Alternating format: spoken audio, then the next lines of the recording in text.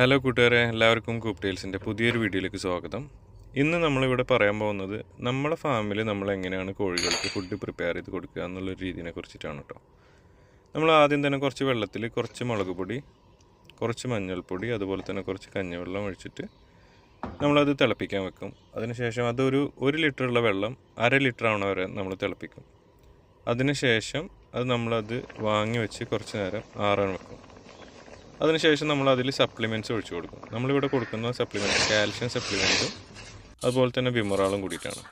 നമ്മളൊരു 1/2 ലിറ്ററുള്ള calcium സപ്ലിമെൻറ്റിൽ 30 ml വിമറാൾ add ചെയ്തിട്ട് അത് നല്ല മിക്സ് ചെയ്തിട്ട് അതിൽ നിന്ന് 10 ml നമ്മൾ ഫുഡിൽ മിക്സ് ചെയ്തിട്ടാണ് കൊടുക്കുന്നത്. സാധാരണ നമുക്കിത് വെള്ളത്തിലൊഴിച്ച് കൊടുക്കാം. പക്ഷേ വെള്ളത്തിലൊഴിച്ച് കൊടുക്കുന്ന സമയത്ത് കോഴികൾ വെള്ളം മൊത്തം ആയിട്ട് കുടിച്ച് തീർക്കണമെന്നില്ല. അവർക്ക് പുറത്ത് വെള്ളം കെട്ടിക്കിടക്കുന്നുണ്ടെങ്കിൽ അവർ അതിൽ നിന്ന് പോയിട്ടാണ് കുടിക്കുക. പക്ഷേ ഭക്ഷണത്തിൽ ഒഴിച്ച് കൊടുത്തു കഴിഞ്ഞിട്ടുണ്ടെങ്കിൽ അതൊരു വൈകുന്നേരം ആകുമ്പോഴത്തേനും അവർ ക്ലിയർ ചെയ്തിട്ടുണ്ടായിരിക്കും. ഓക്കെ, അപ്പോൾ ഇതാണ് നമ്മൾ കൊടുക്കുന്ന ഫുഡുകൾ.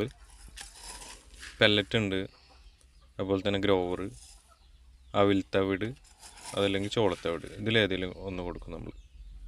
അതെല്ലാം മിക്സ് ചെയ്തിട്ട് 2 പാത്രങ്ങളിൽ അല്ലെങ്കിൽ 3 പാത്രങ്ങളിലായിട്ടാണ് നമ്മൾ വെക്കുക.